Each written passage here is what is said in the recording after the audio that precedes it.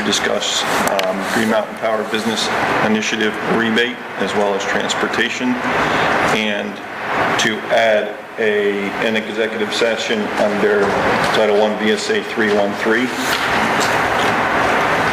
to be exact. Is there a motion to add those to the agenda? I make the motion. Motion is made by Dan. Is there a second? I'll second. Seconded by Jess. Any discussion? All those in favor? Aye. Aye. Anybody opposed? Okay, we will add those in. Next, we have to complete our reorganization of our board. So I will accept nominations for vice chair. I nominate Dan for vice chair. There is one nomination. Is there a second? I'll second. Seconded by Jess. Dan, we accept? Yeah. Okay. So Dan has accepted. We have a first and a second. Any discussion?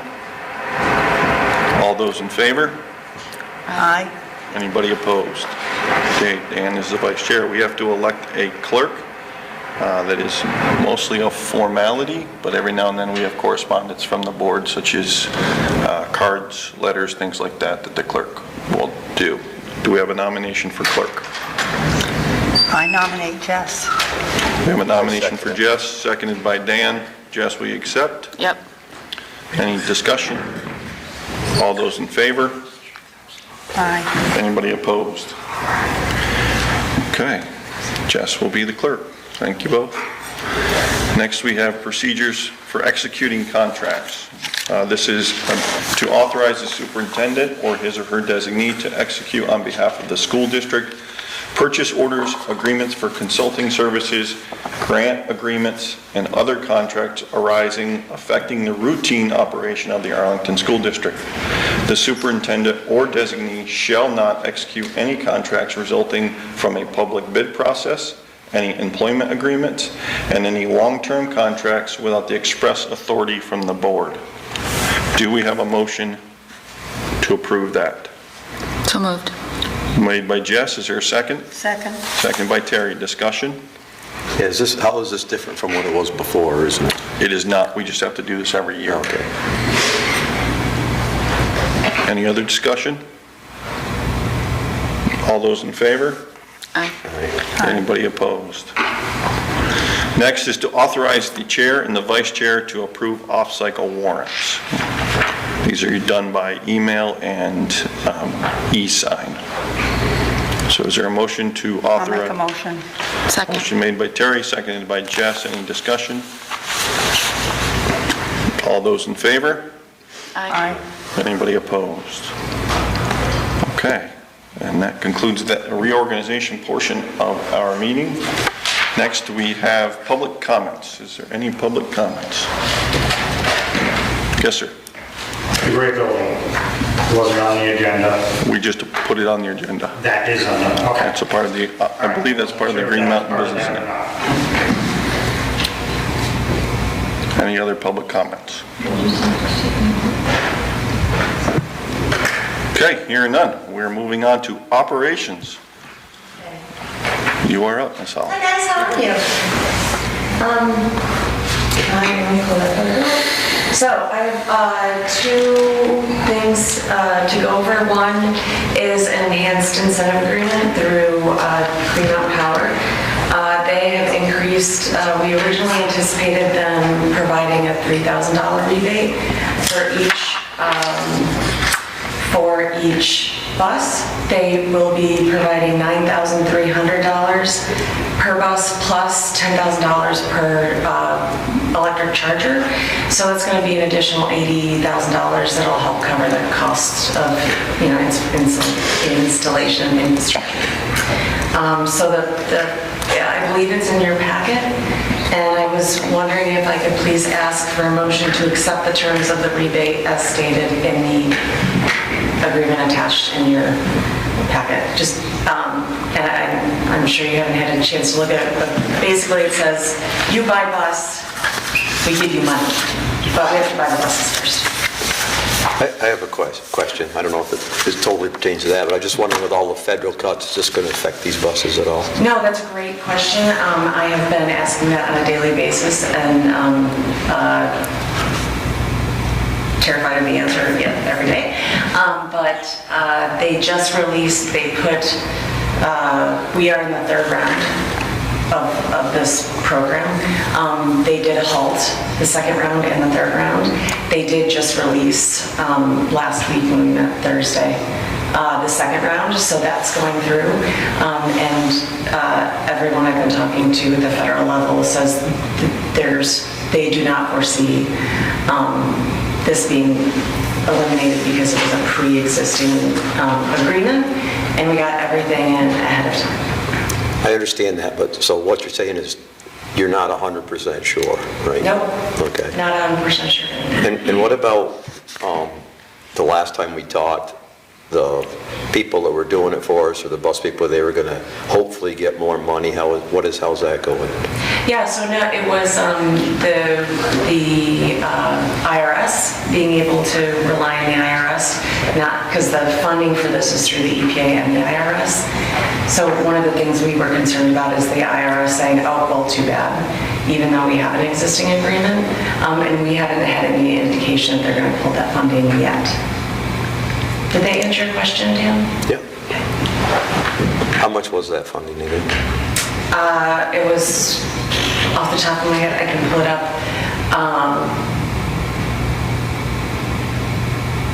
It was 160, I can answer that in a minute. But the buses are at $400,000 a piece. And we got 4 of those, and those were at zero cost. And the IRS portion of that, I want to say was around $100,000. But I can pull it up and let you know. So it's around $100,000, and we're going to be getting 80 more, is that what you're saying? Correct. Yes. So hopefully that'll help offset, but we don't know if it's going to be full or not. Yeah. I think they were also hoping for quite a little bit more from Green Mountain Power, which is what you're asking us to approve as well. Yep. Okay, so the question is, there is a request to approve the Green Mountain Power Business Initiative rebate offer, which increases from $3,000 per bus to $9,300 per bus, plus an additional $10,000 per charger. This is a grant and would not cost us anything. I just got to ask this to you. Why do they want to give us more money, I guess? Is something change, or?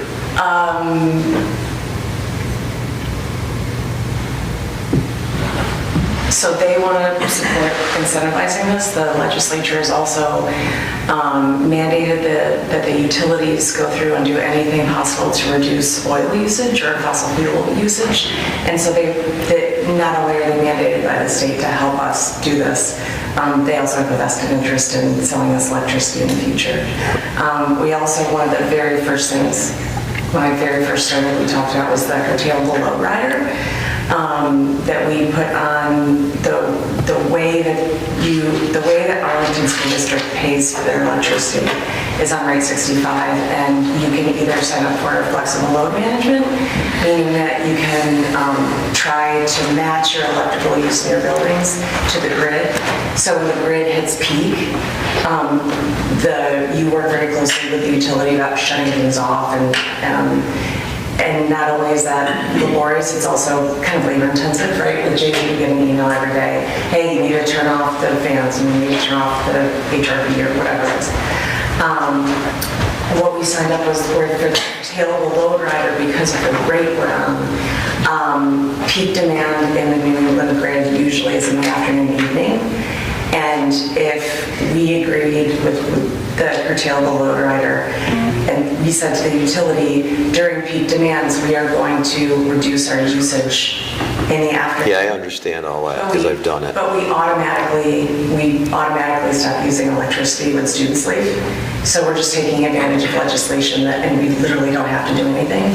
I have the most recent report. I think you're saving around $6,000 a year in electricity costs, just the school district doing that curtailable load rider. So they see that we're doing our best to coordinate and work with them. Can they tell us how much each bus is going to take in electricity in a year or anything? Sure. I can, I have that. I don't have it right at my tip of my head, so I can get that to you.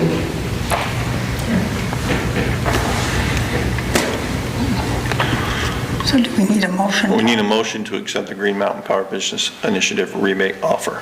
I'll make a motion to accept the Green Mountain Power rebate Second. offer. Okay, any additional discussion?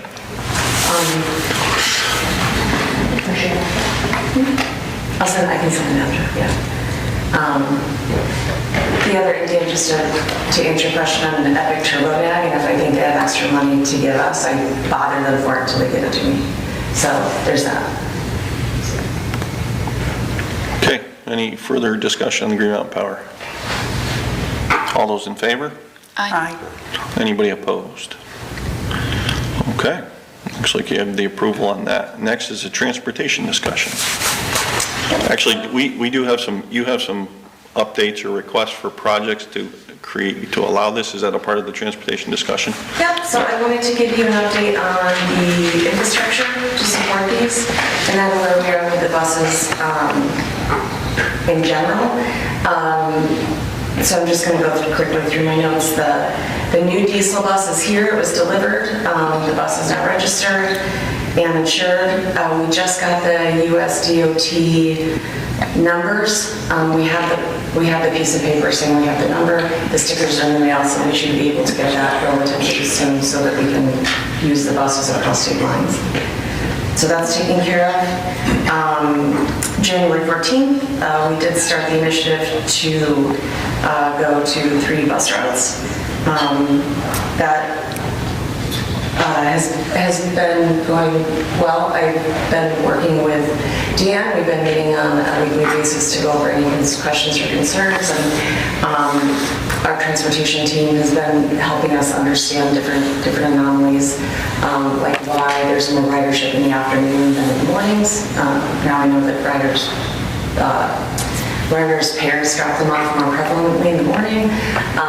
And so what we're trying to extrapolate is just making sure we're picking up the kid from a legal residence, we're dropping the kid off at a legal residence, they're not going to Bonnie or Susie. So, we're just trying to make everything the same and match our policy.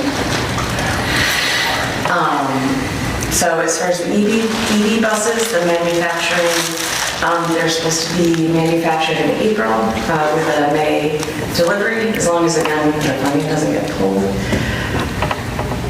The electrical, Nicole was asking about the electrical infrastructure, because the new transformer and the new electrical infrastructure is about $100,000, which we are taking, the SVSU is taking out of our prize money that we applied for through the Department of Energy.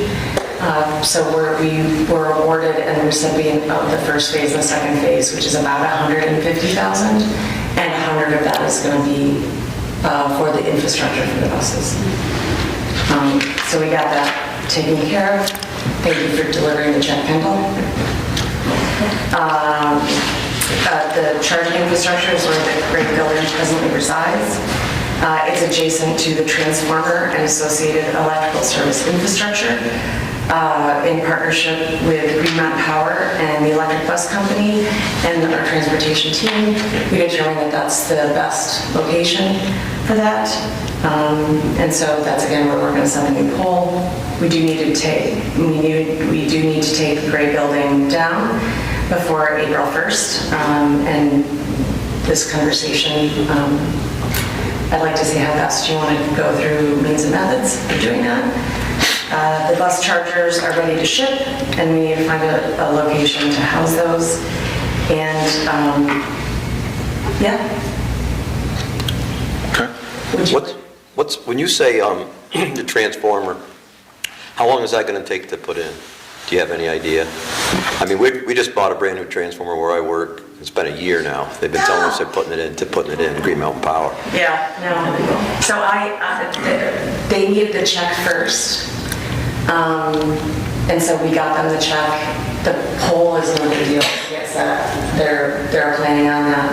And it's a step-down transformer, so it's an addition. So I can't imagine. It's not like a weird wattage or weird voltage or amperage. Like, it's not something that's unique. I think it's pretty plug and play.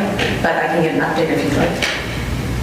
Well, I'd also think that they know that we want to use these by school year, so we can't have buses if we can't charge them. So. We'd like to use them in our factory so we can use our new machines, but we still can't. So do you have a proposal for, I know that you have something, but do you have a proposal on removal of gray building, storage, things like that? Yeah, so the first thing we need to do is disconnect power. That's, I think it's just a one-time outlet. It's just for the block heaters for the buses.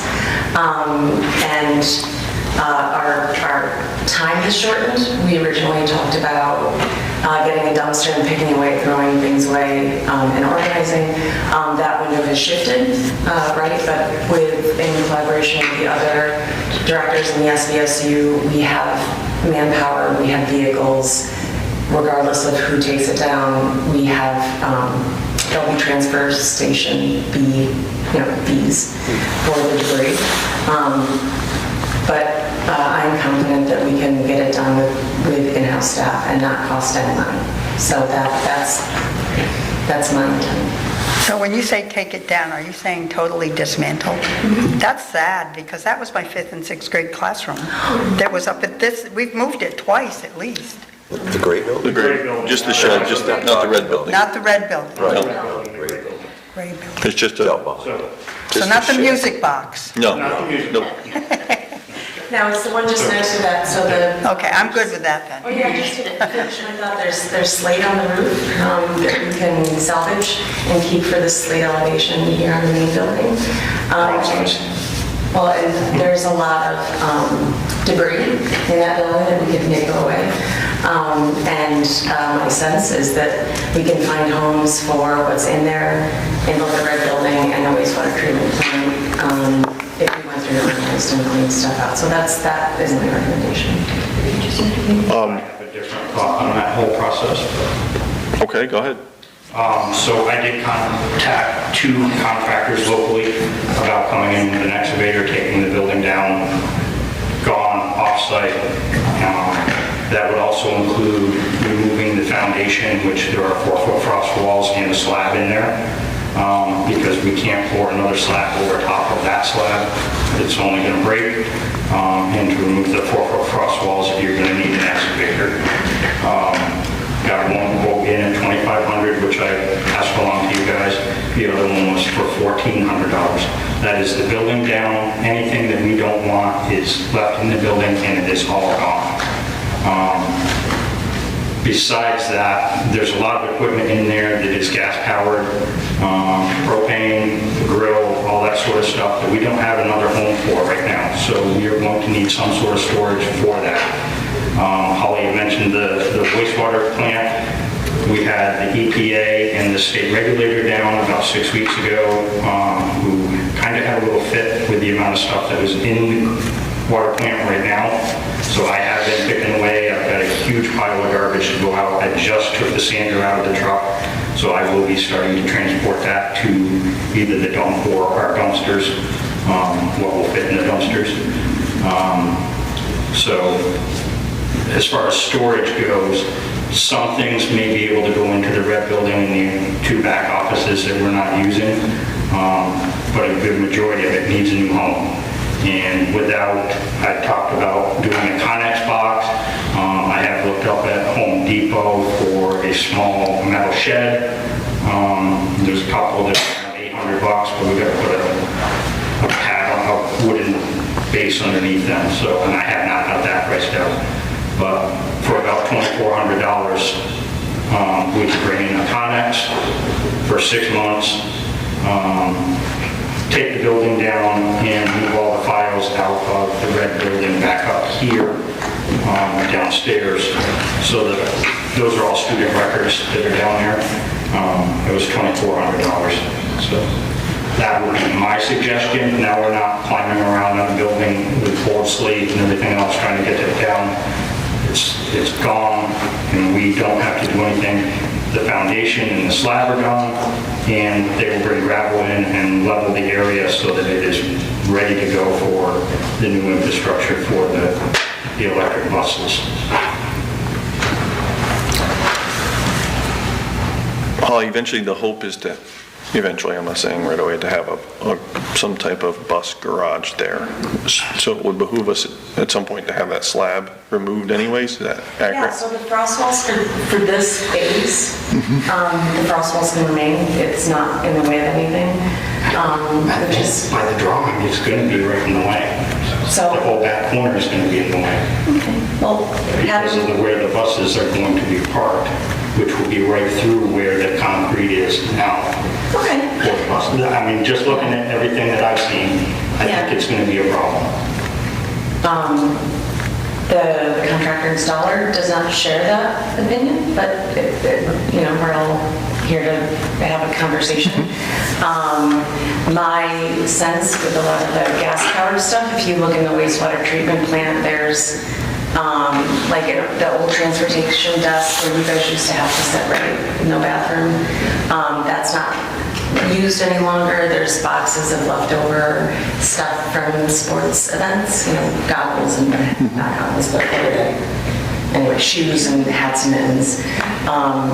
And my sense, if we remove the debris and organize what we have, we would have plenty of room, but that's again just my opinion.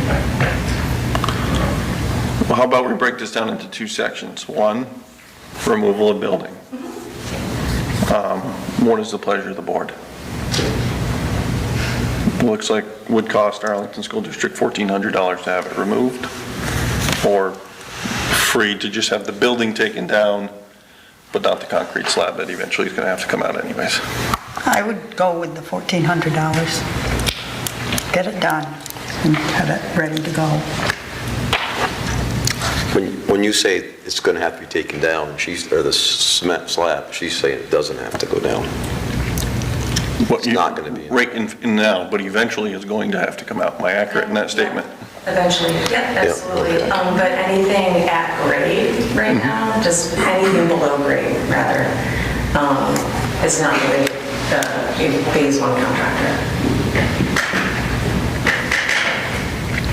So, and just to be super clear, like I'm just trying to be as economical as possible. I hate to spend money if we don't have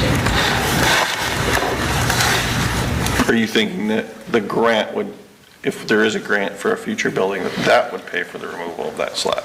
It's hard to tell. Well, that's my concern. Right. Right? Yeah.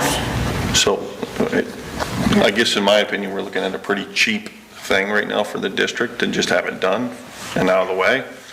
But I look at this as two things. Then storage can be dealt with later on. See what you can store for now. If there needs to be a different storage building after you've gone through it all, then we can address it at that moment in time. That sounds great. But I need to know what the board wants. That's just my opinion. I'm good with that. Yeah, I agree with that. So is there a motion to approve $1,400 for the removal of the gray building? So moved. Moved by Second. Jess, seconded by Terry. Any further discussion? All those in favor? Aye. Aye. Aye. Opposed? Okay, then if there's storage needs, once you've cleaned everything out, then we'll attack that. Moved a little bit to the annex behind Fisher, but there's not a ton of area there. So I will do what I can. And if that $1,400 can't be taken out of the budget, please let us know. We have capital improvement funds to pay for those types of things. Okay? Anything else on transportation? Sorry, whose budget? Any budget. If it can't be coming out of the budget, let us know. We'll approve, we will discuss and approve it for, okay? That's great, that's all I had. Thank you. Mike, you had your hand up? I just need some clarification. I know it was voted in January to go through. I looked in the minutes from last meeting, that meeting, and there's nothing said about double up with Red Mountain and Cromwell. I just need some clarification on that. And I was hoping Brian would be here, but need some clarification on if that driver doing 313 in Sandgate is going to get compensated a little bit more. Because she's out there Twice as long. twice as long as what is in their contract.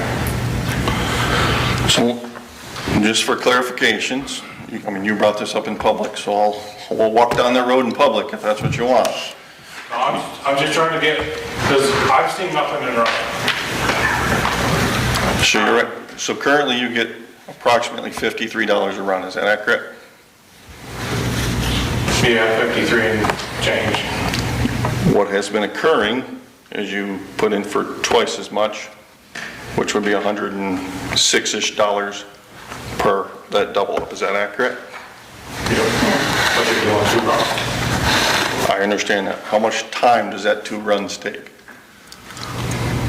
If you're doing the 2 runs and you got a full bus, you're Driving time's about an hour. about an hour, a little over an hour.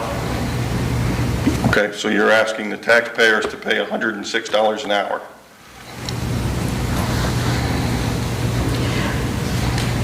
I'm just clarifying. Right, but you're paying $106 an hour if each driver is doing their own route, because we're both out there at the same time.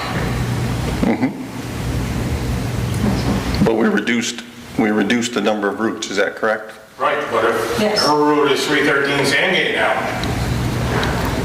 and the person is doing a double up, you're still doing 3 runs. You know what I mean? I need some You're doing clarification. Sandgate, or you're doing Crow Hill Run, and then you're doing Red Mountain. So you're still doing 3 runs. If you have to double up. Okay, so you're saying instead of doing 3 runs, we're going to 2 runs, and you're asking to be paid twice as much? Well, we'll leave it the way it is, and I know. No, I'm clarifying. You asked, so I'm trying. Budget. What's that? What happened to the driver's portion of transportation that we're not getting paid? What happened to it? Where is it? Dale, you asked this at town meeting. It is in the SVSU budget. I can't explain that any other way than that for you. It says, one great big lump sum of $185 and $445.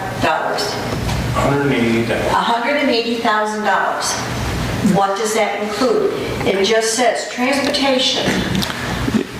That is what the SVSU charges the Arlington School District for transportation. Do you know, because I went through everything that I was told to go through to find how much is for fuel, how much is for insurance, how much is for, You would have to get the breakdown from Renee for all of that.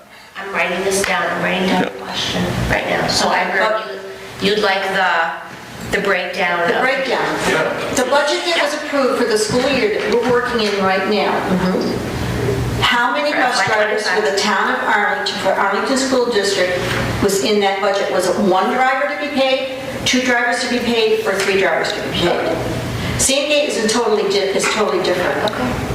My question right now, because I am the assigned driver to this route, I am working 6.5 days a week, technically hour-wise, just from the time I put my body in the seat of the bus until I get back and take my body out of the seat of the bus. I'm working anywhere from an hour and 15 minutes to an hour and 40 minutes drive time. In that drive time, supposedly, I have time to go to fuel the bus, I have time to clean it, I have time to do the paperwork, I have time to do the post-trip, pre-trip. I should be getting paid for that. And I'm not. Right now, since January 14th, when this started, I'm not getting paid for any of that. I'm doing all of this on my own free time, donating my time to the SVSU. I guess I'm confused. Hang on. I just need to, because I need to clarify this for my own brain. Every bus trip that you take, in theory, you do a pre-trip, Yep, a post-trip, yep, you fuel a bus, yep. and that's all built within your run pay. Is that accurate? Yes. Oh, okay, But hang on, not hang on. since 313 and Sandgate Okay. has been doing it. Hang on. So that is 1 trip. Is that accurate? Yes, Okay. So you would need to do that for a double up twice, you would just be doing it once, except for it would take you longer to drive. Pay attention to that part. Is that, I'm asking, is that an accurate statement? Yes, we do that. Okay. So you get built in to your $53 net per run is your pre-trip, post-trip, fuel ups, And driving time. cleaning, driving time, And driving. et cetera. So they're getting paid for it, but I'm not. Right now, since January 14th, It- all of that stuff, I'm not getting paid for it. Do you get your $53 per run? Yes, I certainly do, but why? But each run in our contract is an hour. Correct, but when you do a double up, you're not checking the bus twice, pre-check, you're not checking the bus twice, post-check, you're not fueling up the bus twice. You're doing it all once, you're just driving longer. Is that accurate?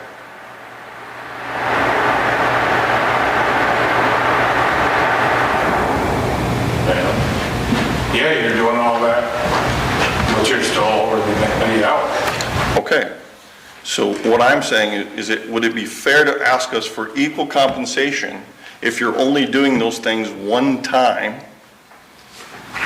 but you're putting in for doing it 2 times? Now, I'm not saying that we can't raise your compensation for doubling up a run. I'm just saying that 53 and 53 is 106, but you're only doing the work once. We weren't asking for another full. No, even if it was. Okay, so if you're asking for a change in your contract, what's the procedure for that?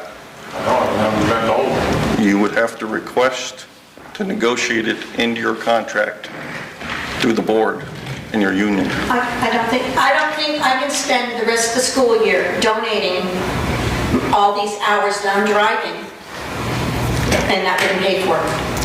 Okay, Dale, so then you need to go to your union, send a letter with a proposal to the board.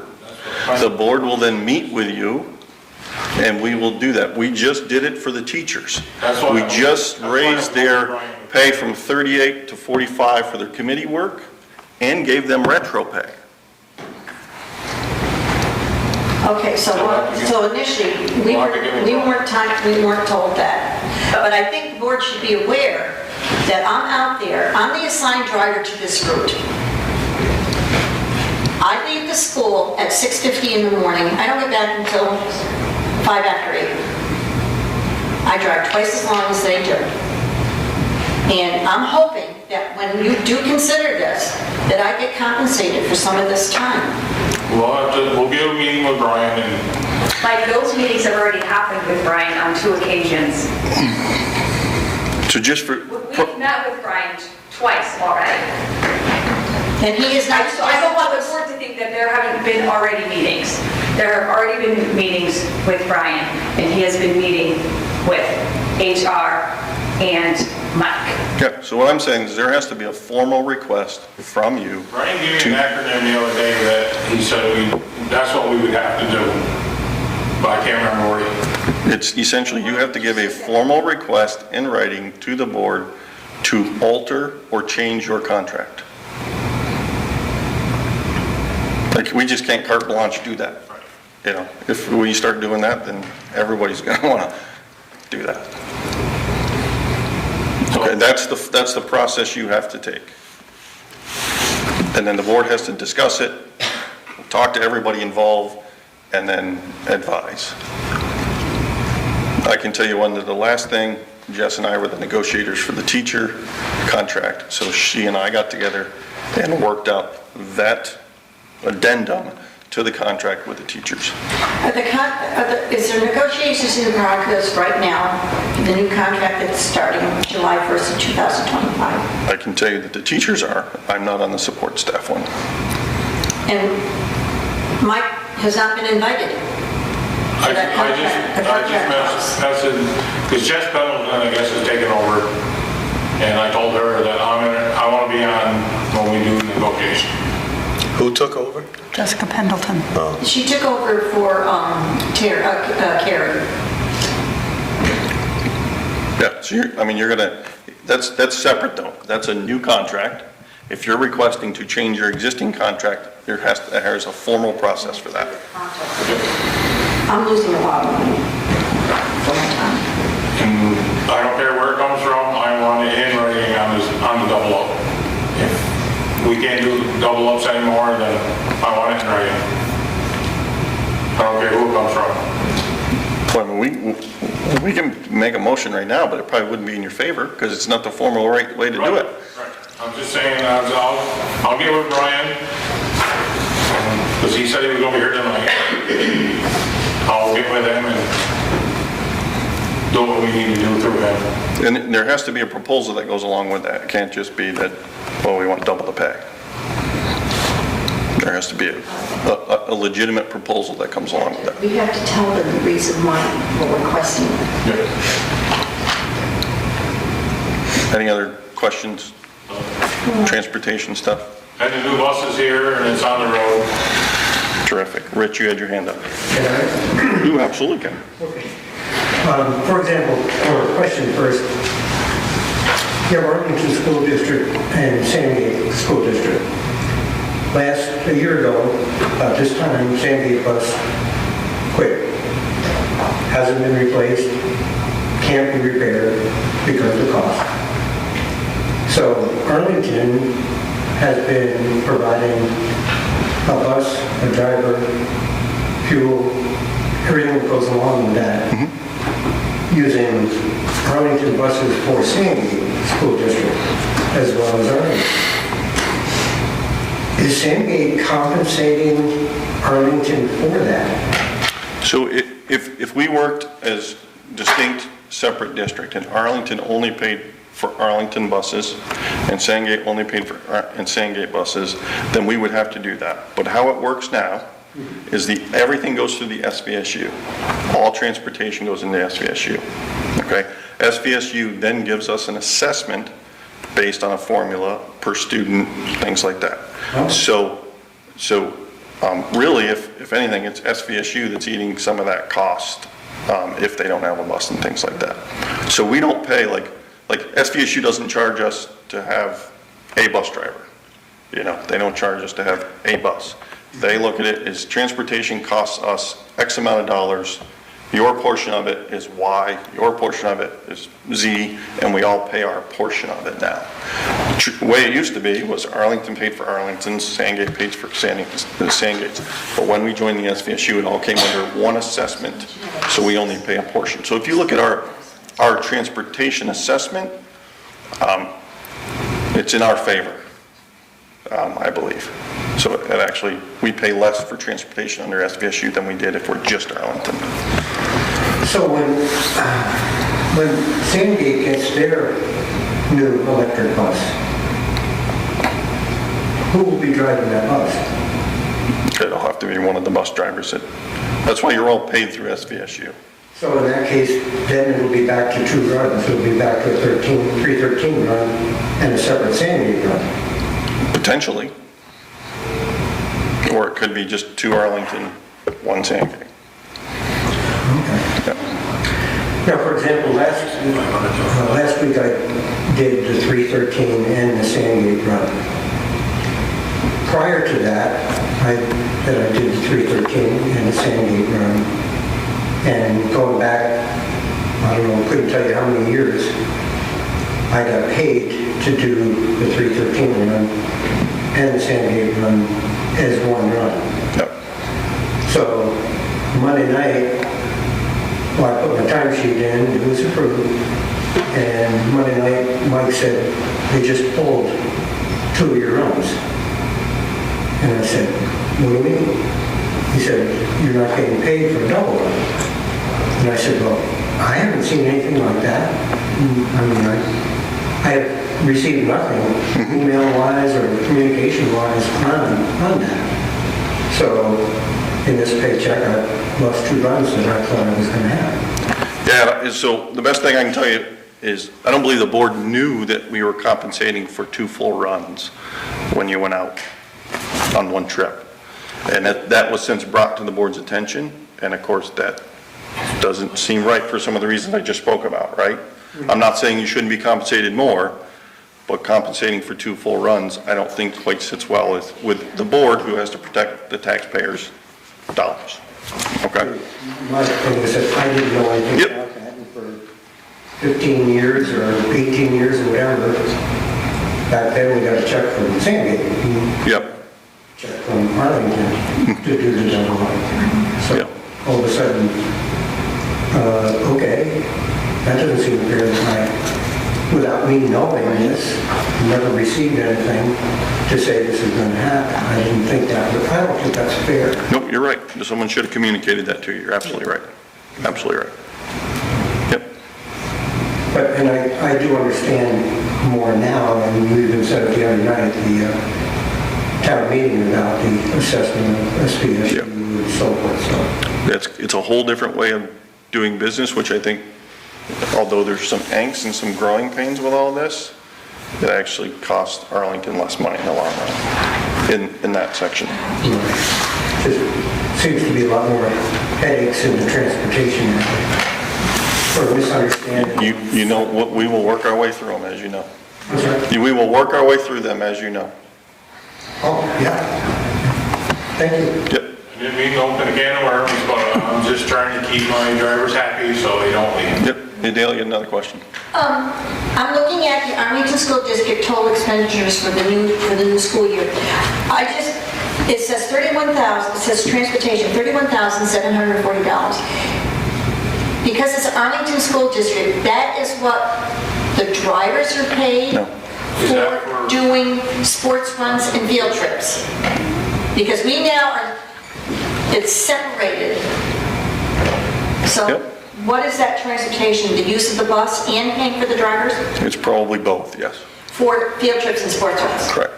Okay, that figure is also added into that 185,000 for the total expenditure of transportation for fiscal year 26. Okay. Yeah, because then, where's this other thing? Oh, and then the assessed thing says, for Arlington, for transportation from the Southwest Supervisory Union, this is our assessment.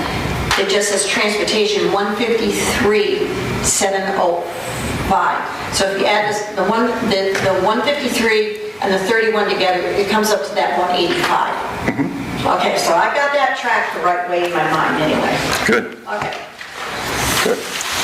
But it would be nice to know if that transportation figure over here, that's the 153, is for 1 driver, 2 drivers, or 3 drivers. It's our total assessment.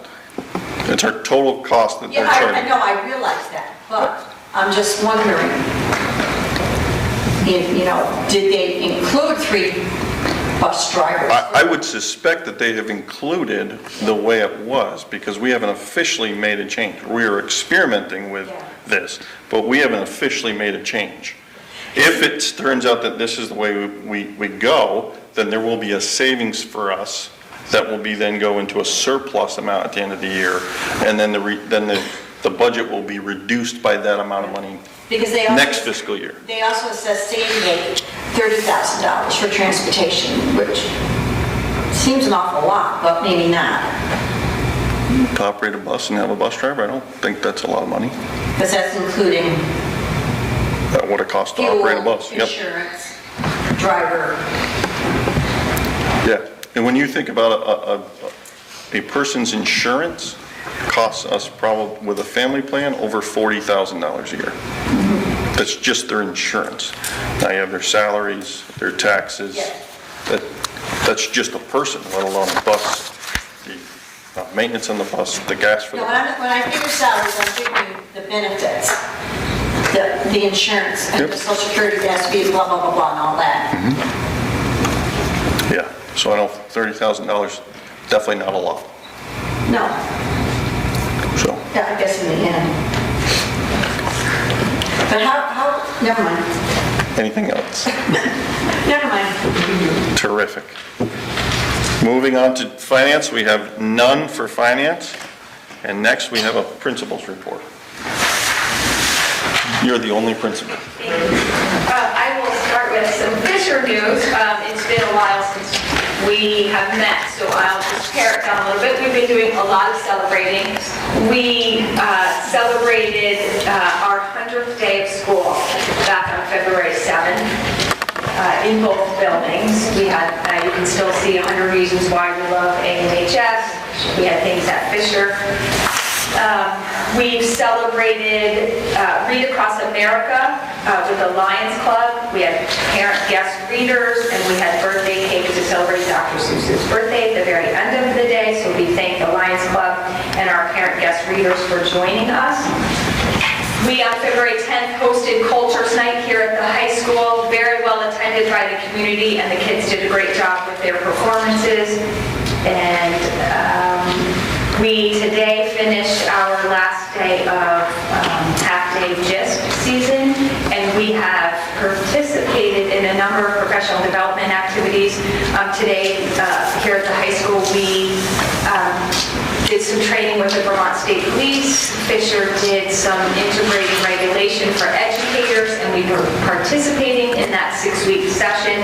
We've done some mental health first aid training for our parent educators, as well as some much needed curriculum for our teachers at the elementary school.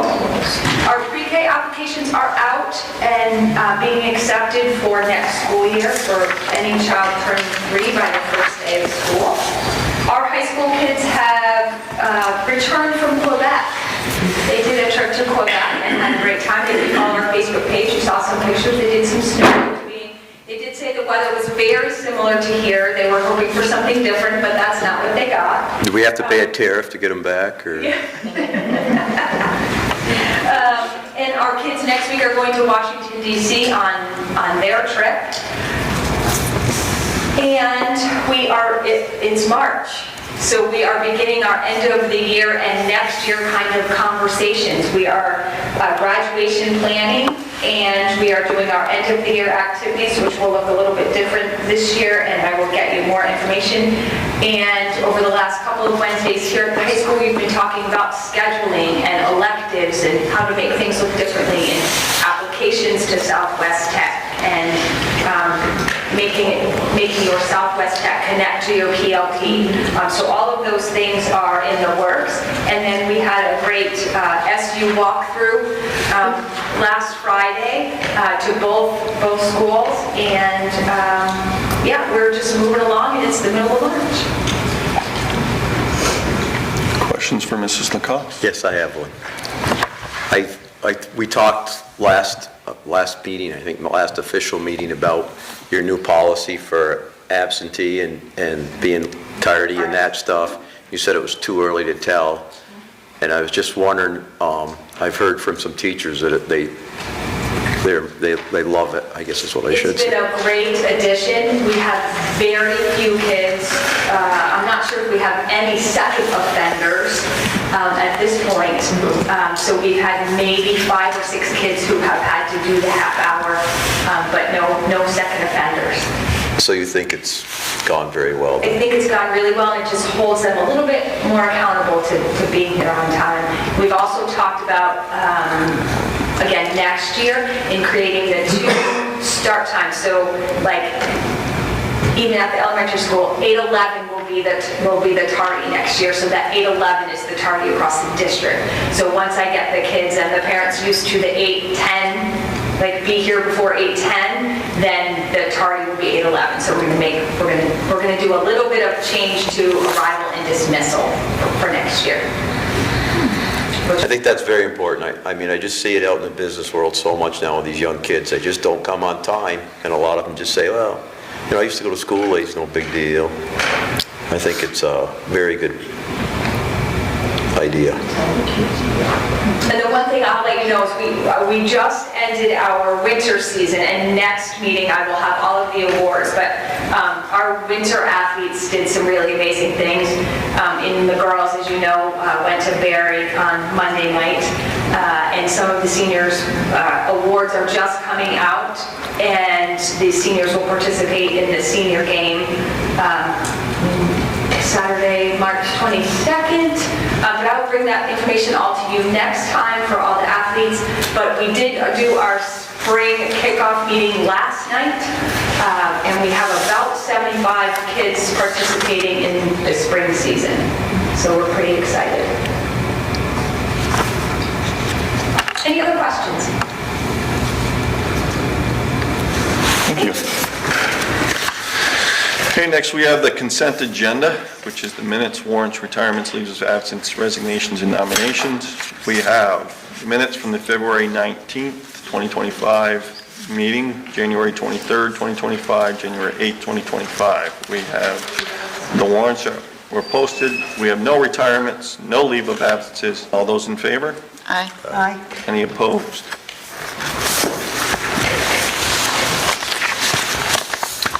Okay. Next, we have policies. We have number 2600, Superintendent School Evaluations and Review to be warned. 4100, Alcohol and Drug-Free Workplace to be warned. 5175, Possession, Sale, Distribution, Use of Illegal Substances to be warned. Is there a motion to accept all of those policies to be warned? I make a motion. Motion made by Dan, I'll second. seconded by Terry. Discussion. My question on C, is that vaping as well? Is that considered illegal substance for? Yeah, I don't know that it's actually, I would tell if you've looked at the policy, and I don't have it out in front of me, but the Health and Wellness Committee updated it, so if you take a, and this is just the warning, so it's going around to encompass everything. Okay. Yep. 21, actually. 21. Okay, any other discussion? All those in favor? Aye. Aye. Anyone opposed? Chair report. I don't really have anything right now, other than the superintendent search is still underway. That's where Nicole is today, conducting those, working on those interviews and additional work in that committee. Looks like they had a pretty busy week. So we expect some news out of that within the coming days or week or so. And that's pretty much all I have. We have an FYI. Your budget status is in your packet as well. And the last thing for our agenda before we is an executive session. So I need an executive session under Title I, Section 3133, which is the appointment or employment or evaluation of a public officer or employee. Is there a motion to go into executive session for that purpose? Made by Dan, I'll second. seconded by Jess. Any discussion? I would invite Assistant Superintendent Laura Bedreau and Principal Lacoste into the meeting. Any other discussion? All those in favor? Aye. Aye. Anybody opposed?